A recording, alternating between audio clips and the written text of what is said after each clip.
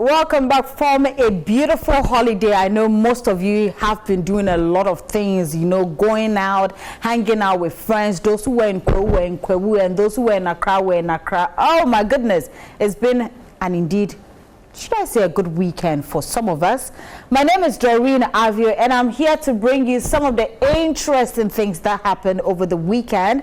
I'll bring you updates on Kofi Kinaata, who was at Mad Club over the weekend. Man, all the girls were all over him. And also, should I say, Telesol Ghana Music Awards nominations are out, and there's been some back and forth here and there. We'll hear from the PRO, and also actor Prince David say, and the MPP and other more. So just stick and stay. If you're just joining us, this is Let's Talk Showbiz, and my name is Doreen Avio. I'm so excited to be the one to bring you all of this. So last Friday at Mad Club inside East Legon, Smoove, or we can all call him as Kofi Kinaata, was a guest performer on the night. In fact, I was there. Some of my colleagues, Noella was there, Becky was there, Saminwa was there. We're all there, and it was indeed beautiful considering the fact that a lot of people love Kofi Kinaata. And when it was time for him to mount the stage to, show us what he's got, I mean, the reason we were all there, Kofi Kinaata indeed delivered. But after his performance, my colleague Saminwa caught up with him and spoke about the Telesol Ghana Music Awards. Looks like man is not happy with one particular category. I think the Songwriter of the Year category. He spoke about it among other things, his performance and other things. So you missed out on it, but let me also let you know what happened last Friday at Mad Club.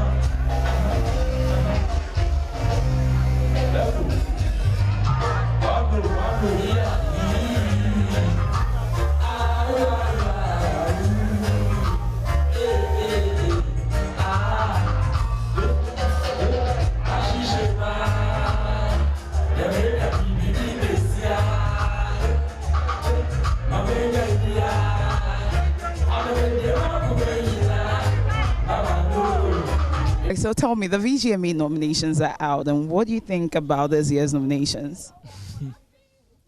It's cool. I mean, everybody knows you get nominated for the Songwriter of the Year category, but it looks like this year it didn't happen. What do you have to say about that? That's what I said it's cool.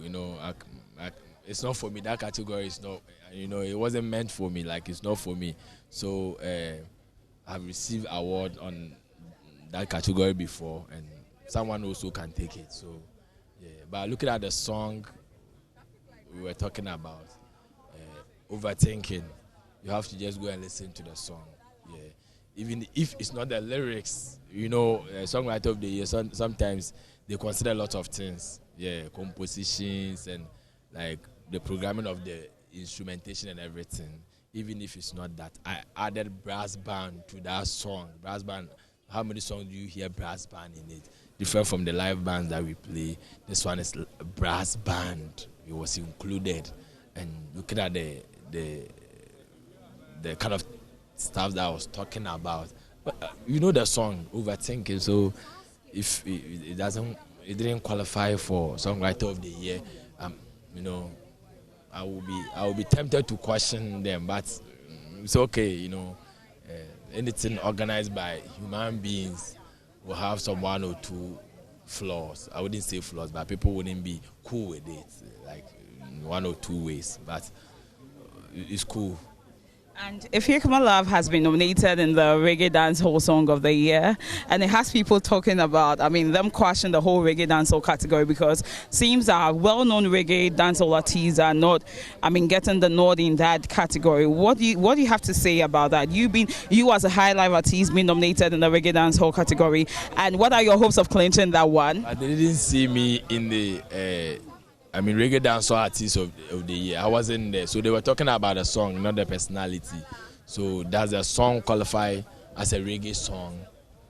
That is what we should be looking at. So it was a reggae song. They weren't talking about Kofi Kinaata or the artist behind the song. So if the song qualifies as a reggae song, which we all know it qualifies, and so I don't know the beef. Yeah. Well, VGM is, let me say TGM is aside, what should we expect from Kofi Kinaata this year? What's new? Should we look forward to a new single or album? I promised you guys an EP. And yeah, you hear about it on 15th April. That will be my birthday on the 15th April. So I have a 7-track EP that will be released. If not on the same 15th April, be maybe 20 or 24 because of the digital platforms and some of their rules. So yeah. And what are the plans for this year's Made in Tadi concert? Looking at the fact that you cancelled it in the previous years, should we look forward to another Accra edition reloaded, or it's going back to Tadi and it's going to be organized this year? It's Made in Tadi. It can't be taken to anywhere. Sometimes we try to organize one for the fans in Accra, it doesn't mean we are taking the Made in Tadi to anywhere. We would like to do it this year if we get the venues and everything in place. We would like to do it. We had wanted to do it like long time ago, but anytime we try, we face some challenges. So if those obstacles get off our way, why not? It's Made in Tadi. We all enjoy performing at the Made in Tadi.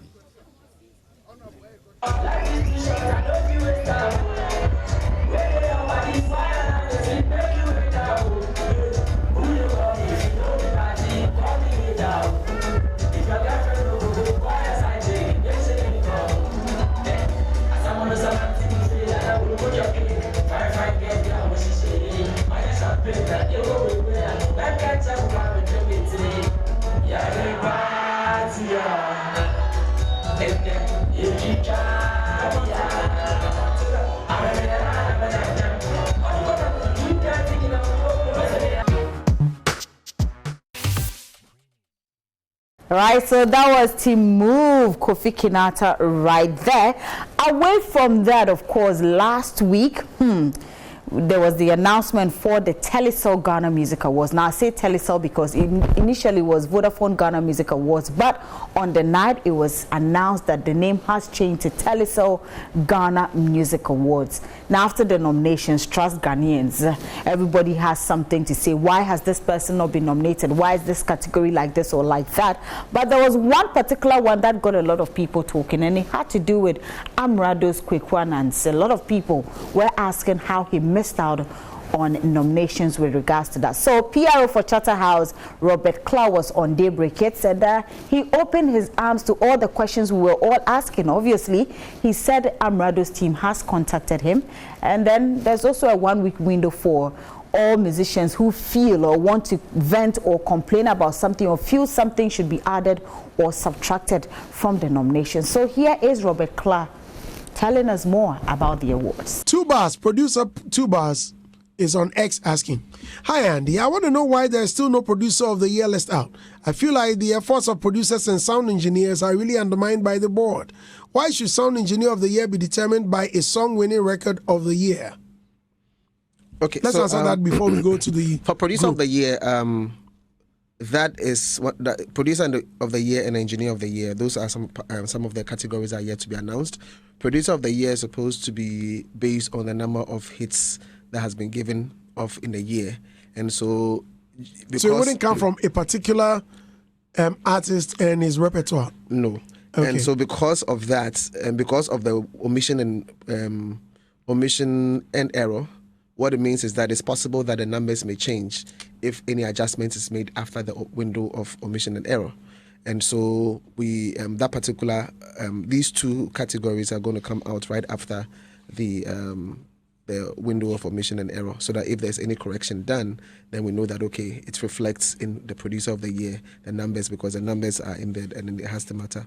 With respect to the Sound Engineer, that's tied to the Record of the Year. So, well, at the moment, that's what it is. We believe that if the sound engineer is selected, it has to be based on the fact that we are talking about the most, the Record of the Year category actually looks at music in its entirety, like an entire song, how it's its production and all the elements and all artistic and everything that makes it stand out as a record. So basically, that's why it's tied to it, not your repertoire or anything of some sort. So that is the definition, or that is the that is what warrants the nature of you being selected in the sound engineer of the year in that particular category. So those two categories are yet to be announced. I think with respect to that, we also have the unsung. Unsung is also going to be announced this week, and then quite a number. I think a few others like Music for Good.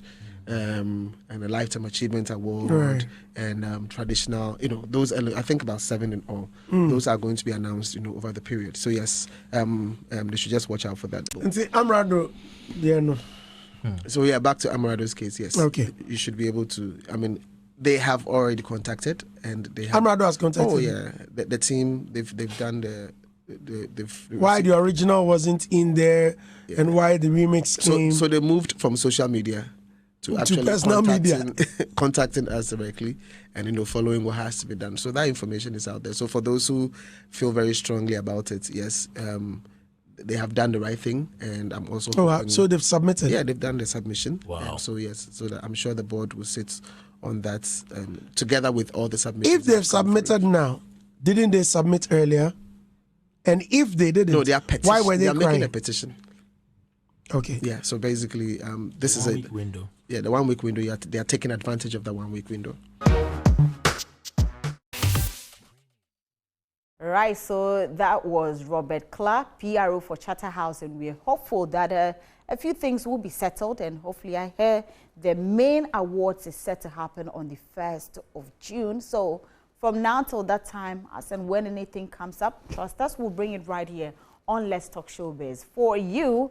And then away from that, Ghanaian actor Prince David Osei has been trended, and it has to do with Dumso, the outages here and there. Of course, he was on Showbiz A to Z with Kwame Dadzie. Some questions were asked. Now, if you're someone who's been following actor Prince David Osei closely, then you know that he has an affiliation with the New Patriotic Party. So some questions that were asked, even though he answered, a lot of people were not happy with the answers. He spoke about ECG, he spoke about the MPP, the fact that in everything they've done, he will score them 7 out of 10. These and many more. So here is Ghanaian actor Prince David Osei on Showbiz A to Z with Kwame Dadzie. You were one of the celebrities that stayed the Dumso Must Stop demo in 2015. Yeah. Yeah. And now people are complaining about erratic power supply. Are you going to state another one? Yesterday I saw a publication stating it has stopped. Oh, it has? That's what it said. Oh, that wow. if you were experiencing outage in your area, call a certain number. It could be it's a fault within your neighborhood. Oh, then I need to call. Where do you stay? Where do you stay? So I'll call for you. I'll give you my location. Wow. Yeah, from Electricity Company of Ghana. Yeah, it's all over social media now. Oh, so no more doom Yeah, we all felt it, but I don't know if you are aware the whole of downtown Toronto went off recently. Toronto, Canada, there was blackout. So once you are dealing with equipment, you are dealing with machines, things can fail. But the truth is, if there's a problem, then you tell the people. Yeah. You tell them ahead of time, okay, there's a problem, we're facing certain challenges, so this and this will happen. But yeah. Dave, how would you rate the performance of the MPP government on a scale of 1 to 10? Taking into consideration General, COVID, everything. On a scale of 1 to 10, I'll give them 7. 7 out of 10? 7 out of 10, yes. Wow. All right, so that was Ghanaian actor Prince David Osei, and I also like to use this opportunity to welcome everybody who moved out of Accra for the Easter festivities. Welcome back to factory settings. Well, of course, my name is Doreen Avio, and of course, I like to talk showbiz. Let me say a very big thank you to you, Nat and Icon Production, and everybody who made it possible for us to bring this here on the show for you. And also, don't forget to log on to my joyonline.com, the entertainment page, for more of our stories. And